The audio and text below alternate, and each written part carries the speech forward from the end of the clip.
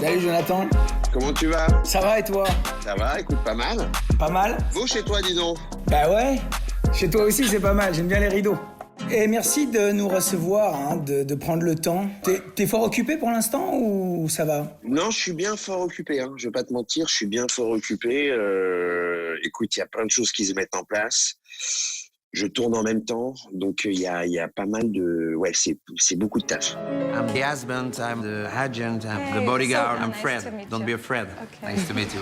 T'as une année 2020 complètement délirante. Comment t'expliques cette année complètement folle que t'as vécue? Est-ce que c'est une accumulation? Est-ce que c'est le fait que les films sortent tous en même temps?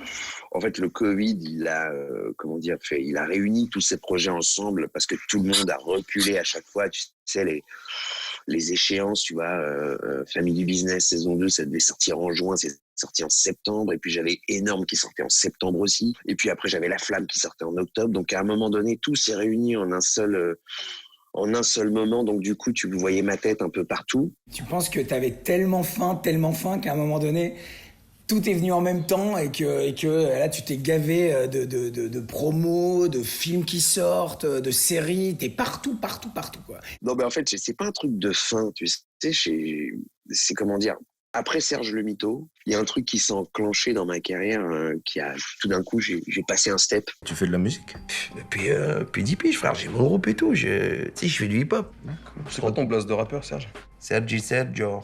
Sergio? Ouais, c'est un peu, parce que c'est du rap un peu hip-hop portoricain. Ça fait des années que je bossais, mais tu vois, j'aurais pu continuer à bosser des années dans l'anonymat, juste faire mon métier qui est déjà exceptionnel, hein, de gagner la vie de son métier.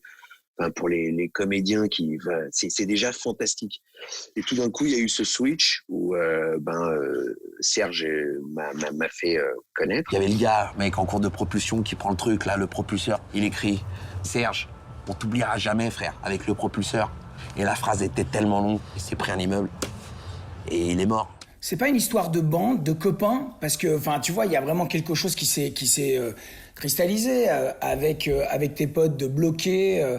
Enfin, il y a toute une génération, Orelsan et d'autres, tu vois, avec qui tu travailles. Il y a quelque chose qui a émergé un peu en même temps aussi. Parce que moi, je veux juste rappeler que t'es quand même un comédien qui est formé au conservatoire, qui a une base classique. Et même au conservatoire, j'avais ma bande du conservatoire et c'est des gens avec qui je travaille toujours aujourd'hui, tu vois. Et puis la bande bloquée, la bande Bref surtout, parce que Kian et Navo, c'est vrai que je les avais rencontrés dans Bref. On s'est dit je t'aime comme des vrais mecs. Bâtard, va. Ça l'enculé. On s'est recommandé des capotes. Elles sont tellement bien que des fois, je les utilise tout seul. Et puis après, il y a Igor Gottesman, qui est aussi un pote avec qui on avait envie de travailler. Du coup, il y a Family Business et il y a toute cette bande autour. C'est des bandes différentes, mais ça reste au final des projets de gens avec qui tu as du plaisir à travailler, quoi. Avec qui, tu sais, tu t'es en phase, en fait. Et ça, c'est cool. Ça va être cadré, légal, propre. Très fort.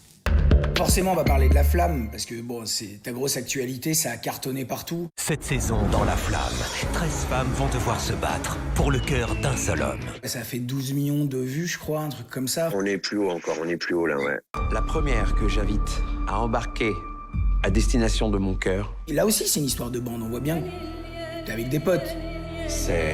Mais c'est important, enfin, en tout cas pour moi, ça l'est, de travailler avec des gens qui ont un ADN commun. C'est des gens avec qui tu as du fun dans la vie et tu te dis, bah, ce fun de la vie, j'ai envie aussi de le mettre, tu vois, de le rendre concret dans un projet artistique. Je m'appelle Victoire, je suis fleuriste et sœur bénévole à la paroisse Saint-Joseph. Je suis engagée dans une relation avec Jésus. Un Mexicain? Je trouve que t'amènes toujours une vraie tendresse, c'est-à-dire que tu joues un peu comme Jean Dujardin fait quand il fait Brise de Nice, c'est-à-dire que c'est un vrai premier degré. C'est pas un acteur qui se regarde faire un premier degré. Tu vois, ces personnages de grands idiots comme Marc dans La Flamme, qui sont des grands cons, c'est ce qui t'anime en acteur, tu vois. C'est de l'humaniser, en fait, pour que, en fait, on l'aime cet idiot, tu vois. vous-même, est-ce que vous avez de l'autodérision? Non. D'accord. Non, pas du tout. T'adores les cons. Ah, j'aime les cons, j'aime la connerie, mais c'est une part de nous-mêmes qu'il faut pas refouler, la connerie. C'est... Le héros dans La Flamme, c'est quand même formidable, quoi, comme il est con. En fait, il est d'une connerie à toute épreuve parce qu'il est persuadé de sa vérité. Moi, j'attends d'une femme qu'elle m'accepte comme je suis. Il ne se questionne jamais, il n'a pas de surmoi, il n'a pas de doute. Après, moi, je suis pas obligé de l'accepter comme elle est, du fait qu'il faut qu'elle me plaise. Donc si ce qu'elle est ne me plaît pas, alors il faut qu'elle change qui elle est pour me plaire. T'es beaucoup au cinéma, hein, Jonathan. Je vois, il y a plein de trucs. T'as fait Terrible Jungle, t'as fait le film d'Alfontaine, énorme, qui est incroyable. C'est moi qui vais l'allaiter, madame. Les hommes allaitent maintenant. Moi, j'ai l'impression que tu peux tout jouer, en fait. On va prendre une prothèse, d'accord, qui est reliée au mamelon. Vous avez vu une psychologue? Non, on n'a pas besoin. Je dis, j'ai pas envie de me juger, par exemple, de me dire, moi, dans un rôle typiquement over sérieux, over truc, non, je me juge pas, je vais le faire.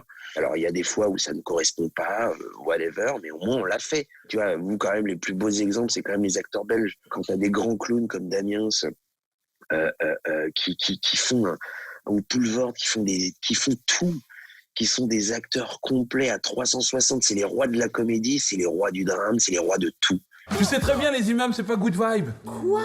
Là, tu vas loin. Non, pour le coup, il a pas tort. C'est pas super ambiance. Tiens, j'invite à mon anniversaire 5 imams, on va pas mettre une ambiance de ouf. Non, c'est vrai, en termes d'ambiance. Ce qui transparaît, en fait, beaucoup dans ton travail, c'est la joie, la jubilation de faire, en fait. Je vous rappelle qu'on est sur une scène de crime, donc s'il vous plaît, vous ne touchez à rien. Bon, voilà, touché. Ça aussi, est-ce que c'est un référent à une certaine comédie américaine? Je pense principalement au film de Adam McKay avec Will Ferrell, où ces personnages sont complètement tarés et peuvent en même temps être terriblement touchants, quoi. J'ai toujours envie de donner quelque chose de profondément humain, qu'on oublie en fait, qu'on soit le maximum attaché au personnage. Donc, Mais ça, tu l'as dès le début, hein. Enfin, en tout cas avec le personnage qui t'a démarqué, quoi, avec Serge Le Mito. C'est-à-dire Serge Le Mito, c'est vraiment quelqu'un qu'on a croisé, quoi. C'est vraiment quelqu'un qui a une fêlure d'enfance. Et je pense que c'est aussi pour ça que le personnage a autant et tellement résonné, non? Tu crois pas? tout d'un coup, ces personnages deviennent surprenants par les émotions qu'ils traversent et ils te touchent, en fait. Je commence à me prendre en jeu, je suis au cours de maths, je leur fais des suites de chiffres, les mecs, ils deviennent ouf. Il me fait ah ouais, le carré de l'hypoténuse. Le carré de l'hypoténuse, c'est égal à bam, bam, bam, bam, bam. Et frère, je sors une suite, je peux même pas te la dire, parce qu'après, ils sont servis pour créer une fusée. Et Serge, c'est très marrant, parce que quand on m'appelle Serge dans la rue, il y a rarement la distance de dire ouais, Jonathan Cohen, tu vois, ou un truc comme ça. C'est Serge, c'est leur copain. Et t'as ça avec Marc aussi maintenant, bah?